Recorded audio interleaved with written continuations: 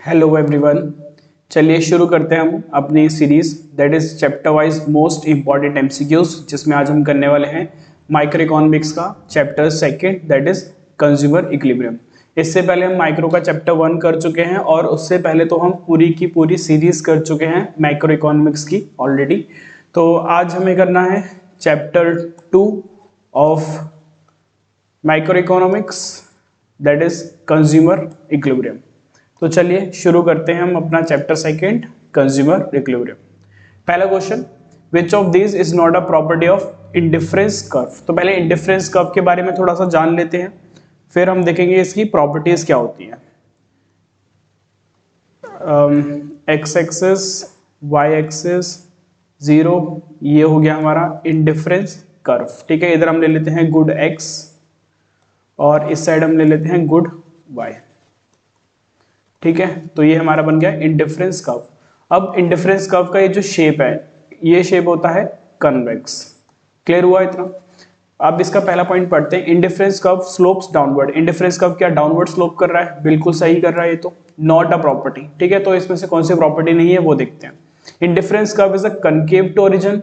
क्या indifference curve concave है? नहीं, इंडिफरेंस कर्व कन्वेक्स है। अगर कनकेव होता तो ऐसी शेप हो जाती है। ठीक है, ये क्या है हमारा? कनकेव है। तो इंडिफरेंस कर्व कनकेव तो नहीं है, तो हमारा आंसर यही होगा। आगे का रीड कर लेते हैं एक बार। Indifference curve is convex to origin. बिल्कुल सही है, इंडिफरेंस कर्व जो है हमारा ओरिजिन से कन्वेक्स होता है। It is correct. Indifference curve represent higher level of satisfaction. Higher IC represent higher level of satisfaction. तो ये बात बिल्कुल सही है। अगर हमारा ये एक आईसी है और ये मैं यहाँ पे 3 आईसी बना रहा हूँ, IC1, IC2 और IC3, तो इसमें से सबसे ज्यादा सेटिस्फेक्शन कौन सा आईसी देगा? जो सबसे ऊपर है। तो higher IC gives higher level of satisfaction. ये स्टेटमेंट भी सही है। तो नॉट अ प्रॉपर्टी पूछा था हमारा, तो B is the correct answer. ये इंडिफरेंस कर्व हमारा कनकेव नहीं होता है। नेक्स्ट देखते हैं, indifference curve are convex to origin because of. Indifference curve जो है कन्वेक्स क्यों होते हैं? क्वेश्चन ने हमसे ये पूछा कि why indifference curve is convex. तो देखो, ये जो है आपकी स्लोप बताएगी। तो स्लोप ऑफ इंडिफरेंस कर्व होता है MRS। ठीक है, marginal rate of substitution. Marginal rate of substitution हमें बताता है कि हम एक गुड को गेन करने के लिए दूसरे गुड को कितना सेक्रीफाइस करने के लिए रेडी हैं, गिवन द थिंग दैट हमारा जो सेटिस्फेक्शन है उसमें कोई चेंज नहीं आना चाहिए, यूटिलिटी में कोई चेंज नहीं आना चाहिए। ठीक है, हमारे बंडल्स चेंज होंगे लेकिन यूटिलिटी में कोई चेंज नहीं आएगा। जैसे कि ये पॉइंट A है, ये पॉइंट B है और ये पॉइंट C है। तीनों ही पॉइंट पे कंज्यूमर क्या है? इंडिफरेंट है, उसको सेम लेवल ऑफ सेटिस्फेक्शन मिल रहा है। ठीक है, MRS जो है आपको यही बताएगा कि कौन सा गुड वो कितना कंज्यूम कर रहा है, या बेसिकली एक गुड को कंज्यूम करने के लिए दूसरे गुड को कितना सेक्रीफाइस कर रहा है वो। क्लियर? तो इसका रीजन होता है हमारे पास DMU, इक्विव मार्जिनल यूटिलिटी तो नहीं होता। Answer is diminishing MRS। हमारा MRS क्या करता है? डिमिनिश करता है, यानी कि एक गुड को ज्यादा लेने के लिए हम दूसरे गुड को कम सेक्रीफाइस करने की कोशिश करते हैं। तो इसका शेप क्या होता है? कन्वेक्स होता है। और रीजन क्या होता है? Diminishing MRS। आई होप आपको ये समझ में आ गया होगा बहुत अच्छे से। DMU क्या बोलता है? Diminishing marginal utility. मार्जिनल यानी कि एडिशनल, यूटिलिटी मतलब सेटिस्फेक्शन। तो हमारा जो एडिशनल सेटिस्फेक्शन है वो क्या कर रहा है? डिमिनिश कर रहा है। एडिशनल सेटिस्फेक्शन क्या कर रहा है? डिमिनिश कर रहा है। यानी कि हम क्या कर रहे हैं, अगर एक और गुड कंज्यूम कर रहे हैं तो उससे जो हमारा एडिशनल सेटिस्फेक्शन हमें मिल रहा है वो क्या हो रहा है? कम हो रहा है। तो ये भी रीजन नहीं है इसका। इक्विव मार्जिनल यूटिलिटी भी नहीं है, इंक्रीजिंग MRS भी नहीं है। तो आंसर इज बी। नेक्स्ट देखते हैं, the necessary condition under utility approach to attain consumer's equilibrium in case of two commodity. देखो, क्वेश्चन ने हमें बोला है कि कंज्यूमर इक्विलिब्रियम की सिचुएशन बताओ इन केस ऑफ टू कमोडिटीज। तो मैं एक एक करके आपको इसको तीनों चीजों को समझा दूं। इन केस ऑफ वन कमोडिटी, अगर हमारे पास एक ही कमोडिटी है तो उस केस में कंज्यूमर इक्विलिब्रियम की सिचुएशन होती है MUX equals to PX। MUX क्या है? Marginal utility drive from good X। PX क्या है? Price of X। यानी कि जितना आप प्राइस पे कर रहे हो, अगर आपको मार्जिनल यूटिलिटी यानी कि एडिशनल सेटिस्फेक्शन भी उतनी ही मिल रही है जितना आप प्राइस स्पेंड कर रहे हो, तो आप जो है इक्विलिब्रियम पे हो। यहाँ पर हमने सिर्फ गुड X की बात करी है। तो ये इन केस ऑफ वन कमोडिटी हो गया। Now in case of two commodities, अगर हम दो गुड्स कंज्यूम कर रहे हैं तो उसमें हमारा क्या रहने वाला है? कंडीशन कंज्यूमर इक्विलिब्रियम का MUX upon PX equals to MUY upon PY। ये कंडीशन है हमारा जब कंज्यूमर दो गुड कंज्यूम कर रहा है, तो वो इक्विलिब्रियम पे कहां पर होगा, जहां पर हमारा marginal utility upon price equals to marginal utility upon price हो जाएगा। गुड एक्स हो गया यहाँ पे हमारा, गुड वाई हो गया यहाँ पे हमारा, ठीक है। नेक्स्ट एक और चीज देख लेते हैं, consumer equilibrium through IC approach, जब हम इंडिफरेंस कर्व की बात करेंगे। अच्छा वैसे मैंने इसका एक क्वेश्चन ऑलरेडी लिया हुआ है, तो जब मैं वो कराऊंगा तब आपको एक्सप्लेन कर दूंगा। तो यहाँ पर क्वेश्चन हमसे पूछ रहा था टू कमोडिटीज के केस में हमारा आंसर क्या रहेगा, MUX upon PX equals to MUY upon PY। Yes, it is the correct answer, ठीक है। MUX अपॉन PX ये हमारा वन कमोडिटी के केस में होता, ठीक है। और जो इससे ऊपर हमें गिवन है MRSX PX अपॉन PY, ये इंडिफरेंस कर्व का है, ये कैसे होगा मैं इसको भी अभी एक्सप्लेन करूंगा। तो हमारा आंसर इस केस में क्या हो गया, ए हो गया। चलिए नेक्स्ट क्वेश्चन देखते हैं, रीड करो इसको। When we add up utility derived from consumption of all the units of a commodity we get, जब हम सारी यूटिलिटीज को क्या कर रहे हैं, ऐड कर रहे हैं। जैसे मान लो मैंने एक गुड कंज्यूम करा तो मुझे यूटिलिटी मिली U1, सेकेंड गुड कंज्यूम करा तो यूटिलिटी मिली 3, थर्ड करा तो यूटिलिटी मिली थर्ड, ठीक है। तो ऐसे सॉरी, तो इससे जो है मेरा UN, मतलब जितने भी मैंने कमोडिटीज को कंज्यूम करा तो लास्ट मेरा UN हो गया। तो जो जब मैंने सबको ऐड करा, जिससे भी मेरे को जितना भी सेटिस्फेक्शन मिला, सब सेटिस्फेक्शन मैंने ऐड करा, तो उससे मेरा क्या निकल कर आया, टोटल यूटिलिटी निकल कर आया, ठीक है। तो इसका आंसर क्या रहेगा, आंसर शुड बी, आंसर इसका ए रहेगा। एक सेकेंड आप इसको पढ़िए।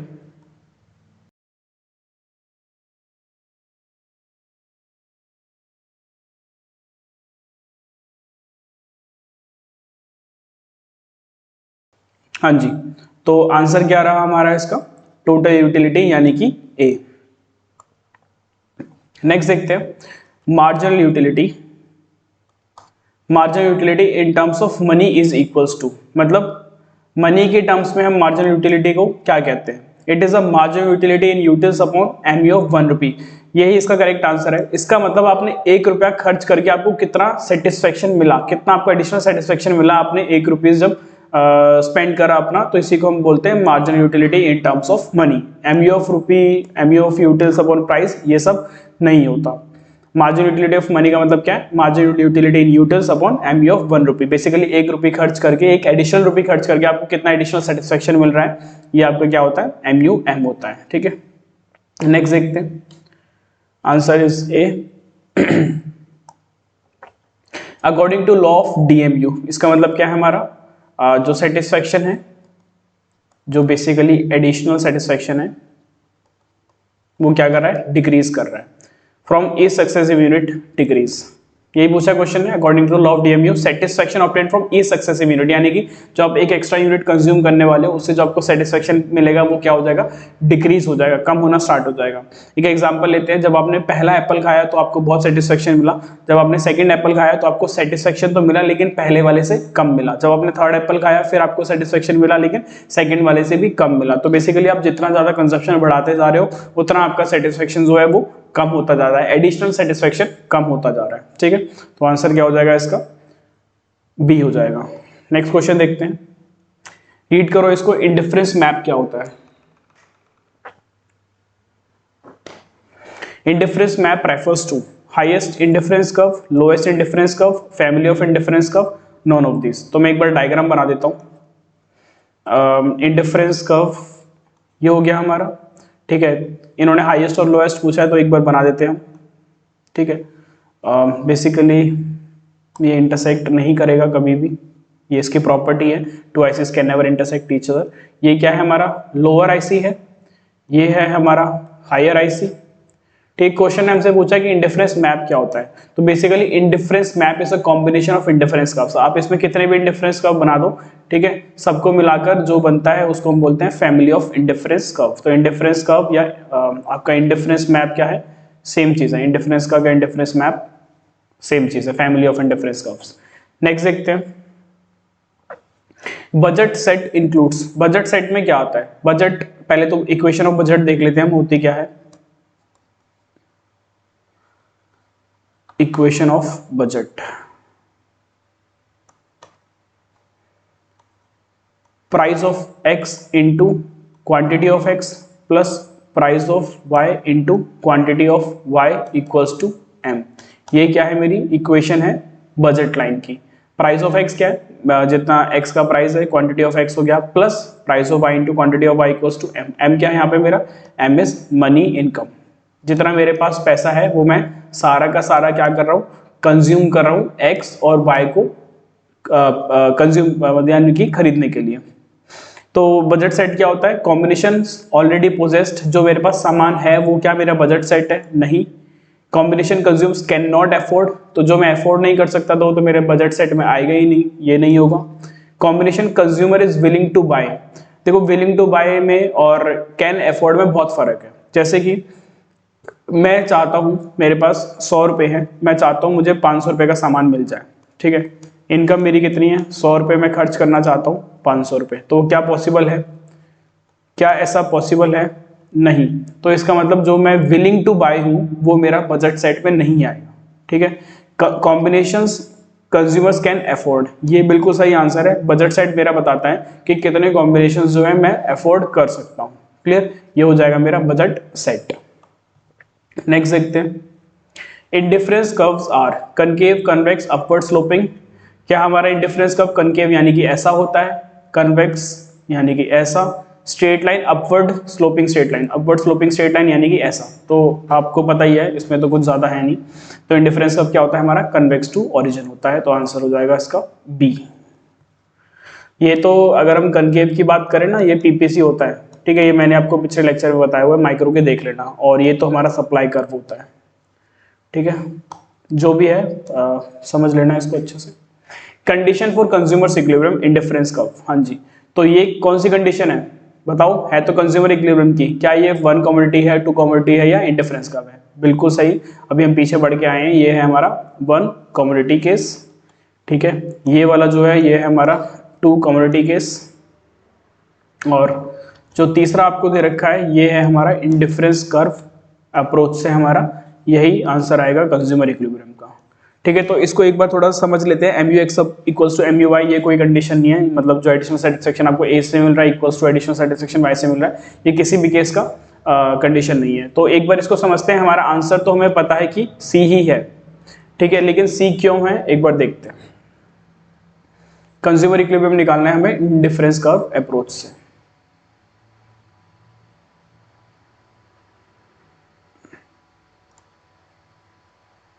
ये जो मैंने बी एल बनाया ये क्या है मेरा बजट लाइन। अब मैं कुछ इंडिफरेंस कर्व ड्रॉ करता हूं इसमें,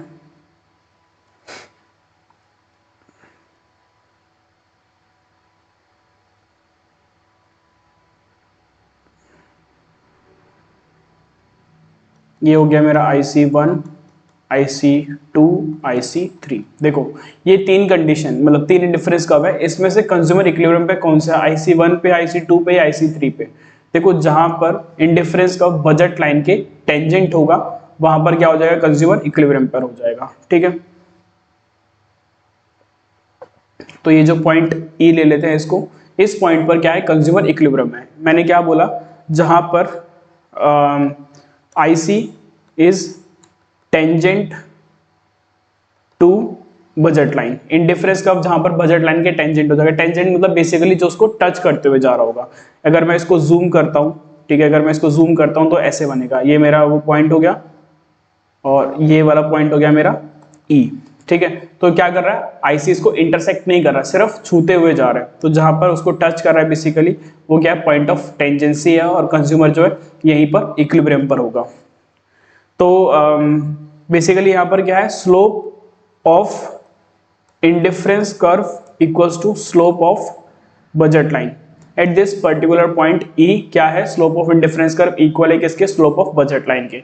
तो स्लोप ऑफ इंडिफरेंस कर्व क्या होता है, MRS एक्स वाई। अगर हम दो गुड्स कंज्यूम कर रहे हैं एक्स और वाई, तो स्लोप हमारा हो जाएगा MRS X Y equals to slope of budget line क्या होता है, PX अपॉन PY, यानी कि उसका price ratio. PX upon PY को हम लोग प्राइस रेशियो भी बोलते हैं। तो कंज्यूमर इक्विलिब्रियम की कंडीशन क्या होती है, by indifference curve approach MRS X Y equals to PX upon PY, basically slope of indifference curve equals to slope of budget line. तो क्वेश्चन ने हमसे पूछा था कंडीशन फॉर कंज्यूमर इक्विलिब्रियम क्या होगा, जहां पर MRS एक्स वाई यानी कि slope of indifference curve is equals to the slope of budget line that is PX upon PY। आ गया समझ में ये, चलो बढ़िया। नेक्स्ट देखते हैं, if MUX upon PX is greater than MUY upon PY, then to reach the equilibrium position। देखो हमें दिख रहा है कंज्यूमर कहाँ है, इक्विलिब्रियम पे नहीं है। क्यों नहीं है?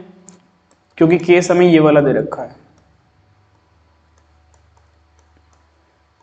ये केस हमें बता रहा है, ये आपका Y है, ठीक है। तो इस केस में क्या हो रहा है, कंज्यूमर को जो है ज्यादा सेटिस्फेक्शन मिल रहा है from good X as compare to the good Y।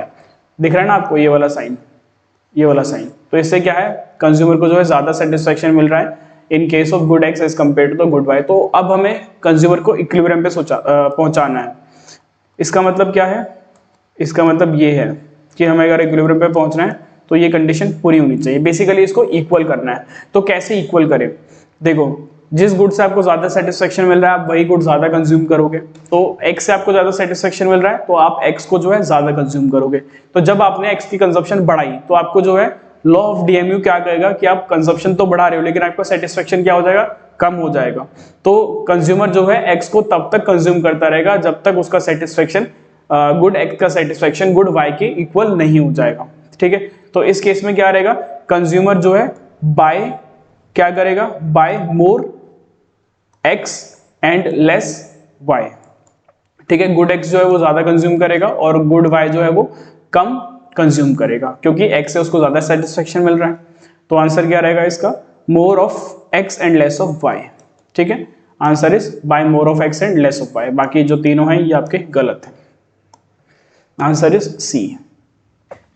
If TU does not change after additional unit MU is, इसका मतलब क्या है, देखो TU का फॉर्मूला क्या होता है, अभी हमने पीछे डिस्कस करा ना, utility 1 plus utility 2 plus utility 3 plus utility n। और MU का फॉर्मूला क्या होता है, MU is TUN minus TUN minus 1। Basically अगर ये 5th यूनिट है तो 4th यूनिट हो जाएगा। मतलब करंट यूटिलिटी से आप पुरानी यूटिलिटी माइनस कर दोगे तो हमारा क्या आ जाएगा, मार्जिनल यूटिलिटी आ जाएगा। एक एग्जांपल ले लेते हैं इसका, अगर आपको ऐसे समझ में नहीं आ रहा, TU और MU। यहाँ पर लेते हैं 8, फिर 10 ले लेते हैं, फिर 15 और 13 ले लेते हैं। MU यहाँ पर क्या रहेगा, 8 माइनस 0, ठीक है। तो वो कितना हो जाएगा, 80 हो जाएगा। फिर 10 minus 8 is 2, 15 minus 10 is 5, 15 minus 15 is 0, 13 minus 15 is minus 2, ठीक है। ये हमारा क्या आ गया, TU और MU का टेबल बन गया।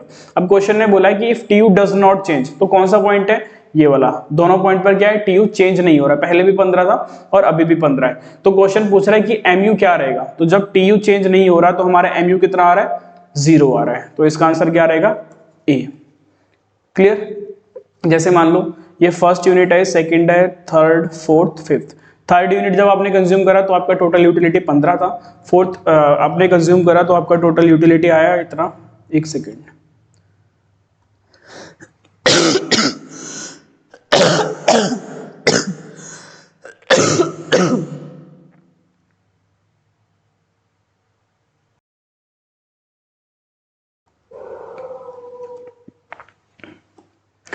तो चलिए कंटिन्यू करते हैं। तो आपका टोटल यूटिलिटी थर्ड और फोर्थ यूनिट का कितना था, सेम था। तो वहां पर हमारा मार्जिनल यूटिलिटी नया नहीं आया तो वो कितना हो गया, 0 हो गया। तो हमारा आंसर क्या रहेगा, 0 रहेगा, A। नेक्स्ट देखो, ये वाला क्वेश्चन रीड करो। मैं अपना वीडियो हाइड कर लेता हूँ, आपको शायद थोड़ा सा पीछे कम दिख रहा होगा, ठीक है। आप इसको क्वेश्चन को रीड करो just 1 minute.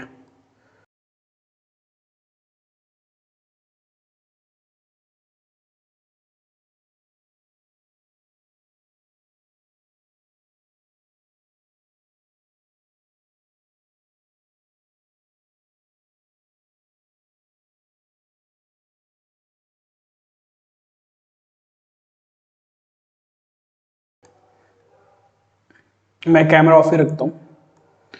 An indifference curve is best described as a series of points which shows। indifference curve को हम कैसे डिफाइन कर सकते हैं, combination of two commodities which gives the consumer same satisfaction। तो मैंने अभी आपको पीछे बताया ही था कि अगर इंडिफरेंस कर्व हमारा ऐसे है, ये 1 2 एक ही बनाते हैं, ज़्यादा बनाने की जरूरत नहीं है। ये पॉइंट अगर A है, ये पॉइंट अगर B है और ये पॉइंट अगर C है, ठीक है। तो तीनों ही पॉइंट पर जो है कंज्यूमर को क्या मिल रहा है, सेटिस्फेक्शन सेम ही मिल रहा है। तो consumer combination of two commodities which gives consumer the same satisfaction, answer हमारा यही है। आगे भी रीड करते हैं, combination of two goods such that cost of each combination is equal to the money income. तो कॉस्ट और मनी इनकम की बात करी जा रही है हमारा, तो ये किसकी बात कर रहा है, बजट लाइन का डिफाइन है ये वाला। Combination of the two goods which a consumer can afford given is income and price in the market. तो इनकम और प्राइस की बात करें तो ये भी हमारा क्या है, बजट लाइन का ही डिफाइन है। तो आंसर क्या रहेगा, सिर्फ और सिर्फ ए रहेगा। नेक्स्ट देखते हैं, रीड करो इसको। Dash measure the slope of indifference curve. तो स्लोप ऑफ इंडिफरेंस कर्व कौन मेजर करता है, अभी मैंने आपको बताया स्लोप ऑफ इंडिफरेंस कर्व क्या होता है, MRS XY। तो it is marginal rate of substitution. तो बजट लाइन का स्लोप क्या होता है, PX अपॉन PY। बेसिकली हम इसको प्राइस रेशियो भी बोलते हैं, ठीक है। तो बजट लाइन का स्लोप रहेगा हमारा PX upon PY price ratio. MRT क्या होता है, it is the slope of PPC, जो हमारा प्रोडक्शन पॉसिबिलिटी कर्व या प्रोडक्शन पॉसिबिलिटी फ्रंटियर होता है, उसका स्लोप होता है MRT। तो हमसे इंडिफरेंस कर्व का स्लोप पूछा था, वो होता है मार्जिनल रेट ऑफ सब्स्टिट्यूशन। चलिए नेक्स्ट देखते हैं। इन द फॉलोइंग डायग्राम, लेकिन मुझे यहाँ पे कहीं डायग्राम तो दिख नहीं रहा है, ठीक है। तो कोई बात नहीं, मैं एक डायग्राम बनाता हूँ जिससे आप मुझे बताना आंसर क्या रहेगा।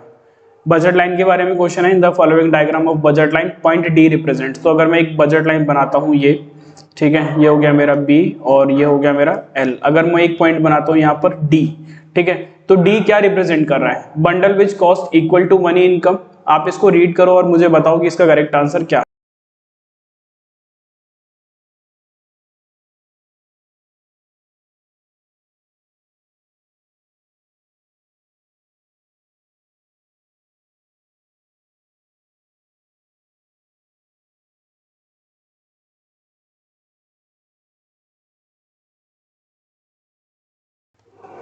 तो आगे समझ में, bundle which cost equal to the money income of the consumer. अगर इक्वल होता तो वो कहां पर होता, बजट लाइन पर होता, ठीक है। अगर ये मान लो ई पॉइंट है, अगर ऑप्शन ए करेक्ट होता तो उसका रीजन क्या होता, हमारा ई पॉइंट, लेकिन ऐसा नहीं है। Bundle which cost less then the money income of the consumer. तो जो हमारी मनी इनकम है वो कितनी है, जो बजट लाइन को बजट लाइन पे जो है ये हमारा क्या है, मैक्सिमम हम जो पैसा खर्च कर सकते हैं वो क्या है, हमारा बजट लाइन है। तो वो इक्वल्स टू मनी इनकम हो जाएगा आपके। तो क्वेश्चन ने हमसे पूछा है कि डी पॉइंट जो है it is inside the budget line, इसका मतलब bundle which cost less then the money income, ठीक है। तो हमारा आंसर क्या रहेगा, इस केस के हिसाब से आंसर रहेगा B, bundle which cost greater than money income. तो यहाँ पर मैं एक बंडल बना देता हूँ F, तो ये जो है मेरी मनी इनकम यानी कि बजट लाइन से ज्यादा है, तो ये मेरा F के लिए आंसर हो जाएगा, ठीक है। तो A अगर आंसर होता तो वो उसका पॉइंट E होता, और अगर सी आंसर होता तो उसका पॉइंट F होता। क्वेश्चन ने हमसे लेस देन पूछा था, लेस देन मनी इनकम में, तो डी पॉइंट ही रहेगा हमारा आंसर। क्या हो जाएगा इसका, बी हो जाएगा इस केस के हिसाब से, जो मैंने अभी यहाँ पे बनाया है उसके according. Next, what happens when to TU when what happens to MU when TU is maximum. तो भी जो मैंने पीछे बनाया था टेबल, उसी का हम डायग्राम बनाते हैं, तो कैसे बनेगा।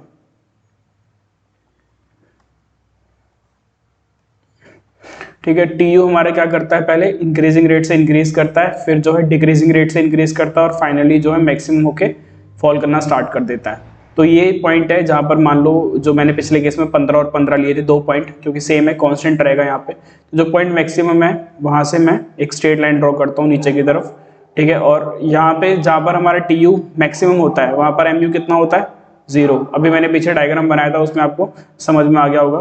तो यहाँ पर क्या है हमारा, यहाँ पर MU जो है वो 0 है, और यहाँ पर जो TU है मैक्सिमम है।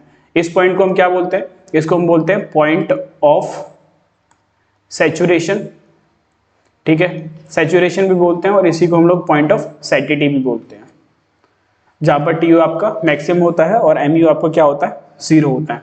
तो बेसिकली क्वेश्चन हमसे पूछ क्या रहा है, what happens to MU when TU is maximum. तो जब TU मैक्सिमम है वहां पर हमारा MU कितना है, 0 है। It is the answer, MU is 0। MU negative कब होगा, जब TU फॉल करेगा, MU is decreasing. MU decrease कब करेगा, जब TU आपका इंक्रीज करेगा। बेसिकली MU आपका पूरे में ही डिक्रीज कर रहा है, MU इज इंक्रीजिंग। तो MU इंक्रीज तो नहीं हो रहा है, इसमें पूरे डायग्राम में MU आपका इंक्रीज नहीं हो रहा है, तो आंसर क्या रहेगा, 0, B point. Next, an indifference curve always slopes downward from left to right. Slope upward from left to right is parallel to Y axis is parallel to the X axis. तो indifference curve तो हमें पता है ये होता है, ठीक है। तो downward from left to right ये बिल्कुल सही है, हमारे इंडिफरेंस कर्व जो है स्लोप उसका लेफ्ट टू राइट की तरफ मूव करता है। ये नहीं है, ये भी नहीं है, ये भी नहीं है। नेक्स्ट देखते हैं, इन case of cardinal utility approach is measured in. तो हमारे पास दो टाइप की होती है, एक होता है कार्डिनल यूटिलिटी अप्रोच और एक होता है ऑर्डिनल, ठीक है। कार्डिनल का मतलब क्या है? कार्डिनल होता है जिसमें utility is measured in numbers, ठीक है। जब आप यूटिलिटी को नंबर्स में मेजर कर पाओगे तो वो हमारी क्या होती है? Cardinal utility. और ऑर्डिनल क्या होती है? यूटिलिटी इज मेजर्ड, यूटिलिटी आपकी मेजर होती है इसमें, यूटिलिटी इज रैंक्ड। आप यूटिलिटी को क्या करते हो? रैंक करते हो, यानी कि आप प्रेफरेंस बताते हो, ठीक है। तो जैसे अब इसमें क्वेश्चन ने हमसे पूछा है कार्डिनल यूटिलिटी का मतलब क्या होता है? यूटिल्स। कार्डिनल यूटिलिटी को हम मेजर करते हैं यूटिल्स में। जैसे कि मैंने एक एप्पल खाया तो मुझे उससे 10 यूटिल्स सेटिस्फेक्शन मिला, 20 यूटिल्स मिला, 15 यूटिल्स मिला, 5 यूटिल्स मिला। बेसिकली मैं अपनी यूटिलिटी को मेजर कर पा रहा हूँ 3, 4, 5, 7, 10 ऐसे करके, तो मेरा क्या हो जाएगा? कार्डिनल यूटिलिटी हो जाएगा। तो जो ऑर्डिनल यूटिलिटी होती है वो क्या करती है? रैंक करती है। बेसिकली जैसे मान लो एप्पल है, बनाना है, सिर्फ दो का एग्जांपल लेते हैं।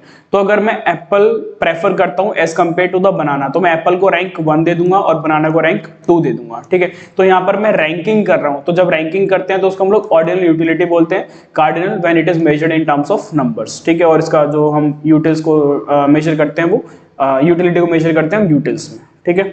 रैंक्स का हमारा आंसर होता जब ये ऑर्डिनल के बारे में पूछा होता हमसे, ठीक है। Rupees none of the above नहीं है। नेक्स्ट देखते हैं, सी है करेक्ट आंसर हमारा, यस। नेक्स्ट देखो, the consumer will be in equilibrium where there is tangency between the price line and indifference curve because at this point. Consumer हमारा equilibrium पे रहेगा, इंडिफरेंस कर्व जहां पर हमारा टेंजेंट रहेगा प्राइस लाइन और इंडिफरेंस कर्व। तो ये हमारा इंडिफरेंस कर्व हो गया, ये हमारा इंटरसेक्ट नहीं करेगा, टच करना है इसको, फिर से इंटरसेक्ट कर गया, यस। तो यहाँ पर जो है ये हो गया हमारा बजट लाइन BL और ये हो गया मेरा IC। तो जहाँ पर इंडिफरेंस कर्व और बजट लाइन क्या है? टेंजेंट कर रहे हैं, वो हमारा पॉइंट ऑफ कंज्यूमर इक्विलिब्रियम हो जाएगा। तो यहाँ पर क्या होता है? स्लोप ऑफ, इस पर्टिकुलर पॉइंट पे slope of IC equals to slope of budget line, ठीक है। और स्लोप ऑफ IC क्या होता है? MRS। और स्लोप ऑफ बजट लाइन क्या होता है? PX upon PY। तो इसका ऑप्शन देखते हैं, MRS इज लेस देन, नहीं। MRS ग्रेटर देन, नहीं। MRS equals to price ratio, मैंने आपको पीछे बताया था जो PX अपॉन PY है वो ही हमारा क्या होता है? प्राइस रेशियो होता है, ठीक है। तो इसका आंसर C रहेगा, स्लोप ऑफ इंडिफरेंस कर्व और स्लोप ऑफ बजट लाइन। तो ये भी जो है हमारा इसी स्टेटमेंट को रिप्रेजेंट कर रहा है। तो आंसर C और D ऑप्शन हमारे सेम है, तो आंसर क्या रहेगा? Both of them, C and D are correct. तो इसमें आप D के साथ C भी लिख लेना। नेक्स्ट देखते हैं, the slope of price line in case of commodity X and Y। तो स्लोप ऑफ प्राइस लाइन दो कमोडिटी है, तो हमारे पास स्लोप क्या रहेगा इसका? PX अपॉन PY, ठीक है। तो टेस्ट एंड प्रेफरेंस नहीं, स्लोप टेस्ट एंड प्रेफरेंस नहीं होता। Price of both the commodities, yes, हम X और Y दोनों का ही प्राइस लेके चलेंगे, it is the correct answer. सिर्फ X का प्राइस, सिर्फ Y का प्राइस नहीं, इससे हमारा स्लोप नहीं निकल कर आएगा बजट लाइन का। A consumer consumes only two goods X and Y whose price are this and this। तो क्वेश्चन हमें बोल रहा है कि प्राइस ऑफ X कितना दे रखा है आपको? 3, ठीक है। प्राइस ऑफ Y कितना दे रखा है आपको? 4। If the consumer chooses a combination of the two goods with marginal utility of X equals to 4, MU X हमें कितना दे रखा है? 4 दे रखा है। और Y का हमें कितना दे रखा है? मार्जिनल यूटिलिटी ऑफ Y कितना दे रखा है? हमें 3 दे रखा है। How the consumer will reach at equilibrium. तो सिचुएशन देखते हैं और कंज्यूमर को इक्विलिब्रियम पे पहुंचाते हैं। तो कंडीशन क्या है हमारी कंज्यूमर इक्विलिब्रियम की? MUX upon PX equals to MUY upon PY। बस इसमें वैल्यूज डाल देते हैं। MUX 4 है और PX कितना है? 3। MUX 4 है और PX कितना है? 3। और MUY कितना है? MUY है 3 और PY है 4। ये हो गया 3/4। तो अगर मैं इसको डिवाइड करूंगा ये आएगा आपका 1 ये 10 हो जाएगा ना, तो 1.3 समथिंग आएगा। और ये कितना आएगा आपका? 0.75 समथिंग आएगा। तो इसका मतलब हमारा ये वाला ग्रेटर है, तो इसका मतलब क्या है, कंज्यूमर जो है एक्स से कंज्यूमर को ज्यादा सेटिस्फेक्शन मिल रहा है। इस केस में क्या होगा, मोर एक्स, कंज्यूमर को क्या करा है, buy more X and less Y. अभी मैंने आपको पीछे समझाया ना, जिससे आपको ज्यादा सेटिस्फेक्शन मिल रहा है वही गुड आप ज्यादा कंज्यूम करोगे, तो इससे आप अल्टीमेटली इक्विलिब्रियम पर पहुंच जाओगे।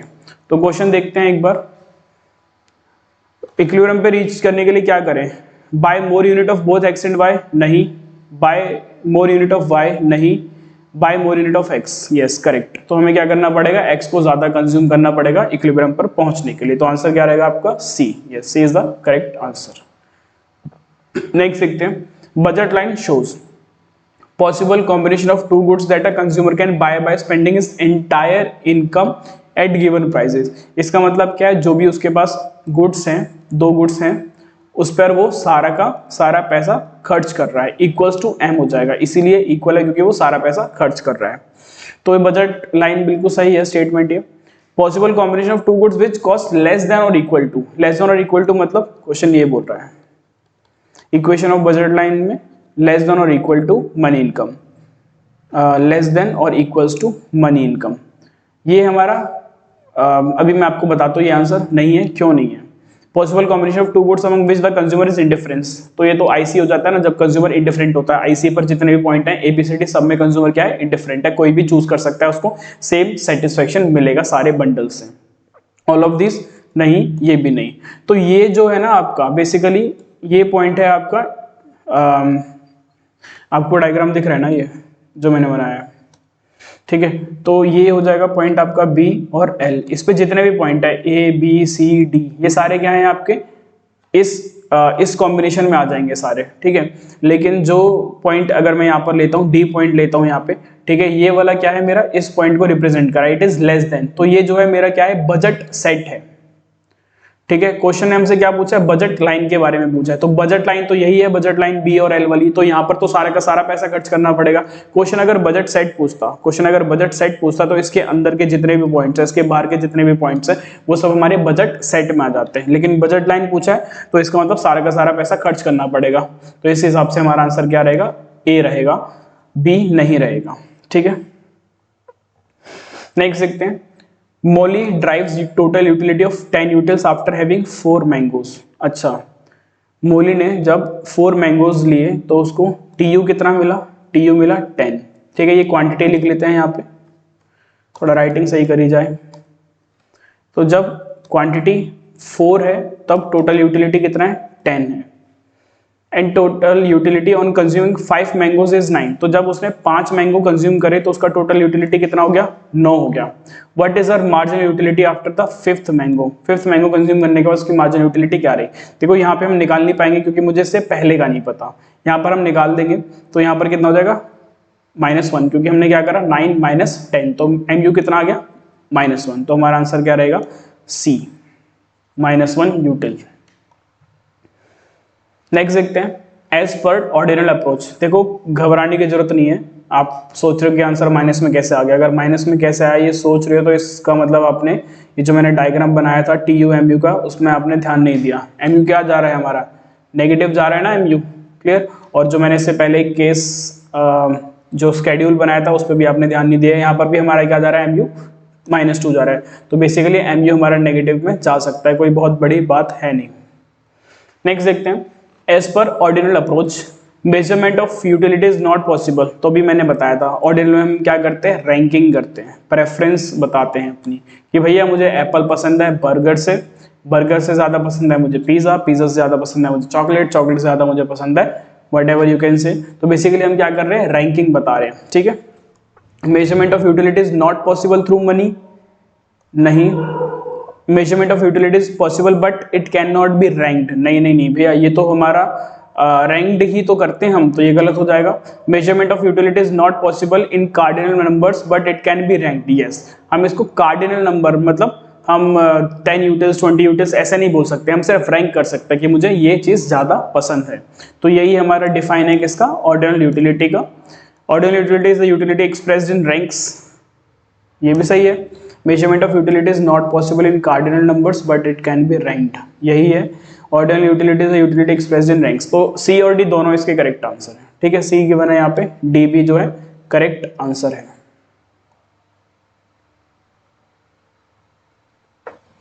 नेक्स्ट देखते हैं, a consumer in consumption of two commodities A and B is at equilibrium. दोनों कमोडिटी को कंज्यूम कर रहा है और इक्विलिब्रियम पे है। The price of A and B are 10। तो price of A and B are 10 and 20। ठीक है, तो प्राइस ऑफ ए कितना हो जाएगा 20, प्राइस ऑफ ए कितना है 10 है और प्राइस ऑफ बी कितना है 20 है। And the marginal utility of product B, यानी कि उसको मार्जिनल यूटिलिटी फ्रॉम बी कितना मिल रहा है 50 मिल रहा है। What will be the marginal utility of a, हमें क्या निकालना है, मार्जिनल यूटिलिटी ऑफ ए निकालना है। तो चलिए पीछे करते हैं और फॉर्मूला लगा देते हैं फटाफट से। फॉर्मूला क्या रहेगा आपका, M U of A upon price of A equals to M U of B upon price of B. तो मार्जिनल यूटिलिटी ए से कितना मिल रहा है हमको नहीं पता, वही तो निकालना है। अपॉन पी ए कितना है 10, marginal utility of A upon price हो जाएगा 10, मार्जिनल यूटिलिटी ऑफ बी कितना है 50 और प्राइस ऑफ बी कितना है 20। तो यहाँ पर हो जाएगा ये 50 अपॉन 20। बस सॉल्व कर देते हैं। Marginal utility of A equals to 50 into 10 divided by 20। ये 0 से 0, इसको काट देंगे तो कितना हो जाएगा 25। तो मार्जिनल यूटिलिटी ऑफ ए कितना हो गया आपका 25। तो हमारा करेक्ट आंसर क्या रहेगा 25। Answer is B is the correct answer. Yes, अच्छा खत्म। तो चलिए आज हमें यही करना था। ठीक है, जिसमें हमने क्या पढ़ा, chapter 2 of micro economics, that is consumer equilibrium. सारे के सारे हमने इसके इम्पोर्टेंट एमसीक्यूज करे हैं जो आपके सीयूईटी एग्जाम के लिए इम्पोर्टेंट है ऑब्वियसली। ठीक है, आप जो है इस चैप्टर को थोड़ा सा और पढ़ना। वैसे टॉपिक्स तो इससे ज़्यादा नहीं रहेंगे, लेकिन जैसे प्रॉपर्टीज है कुछ इंडिफरेंस कर्व की, वो आपको याद करनी पड़ेगी। कंडीशन ऑफ कंज्यूमर इक्विलिब्रियम वैसे तो मैंने बहुत अच्छे से आपको समझा दिया है, 1 कमोडिटी 2 कमोडिटी और इंडिफरेंस कर्व, तीनों ही अप्रोचेस से। लेकिन जब तक आप खुद नहीं पढ़ोगे तब तक आपको थोड़ा सा डाउटफुल रहेगा। तो जो भी आपके डाउट्स वगैरह रहेंगे पढ़ने के बाद या इस वीडियो को देखने के बाद, जो भी आपके डाउट्स आएंगे वो आप कमेंट सेक्शन में मेंशन कर देना, मैं उनको जो है क्लियर कर दूंगा। ठीक है, अब हम मिलते हैं नेक्स्ट क्लास में। ठीक है, तब तक अपना ध्यान रखिए। Thank you.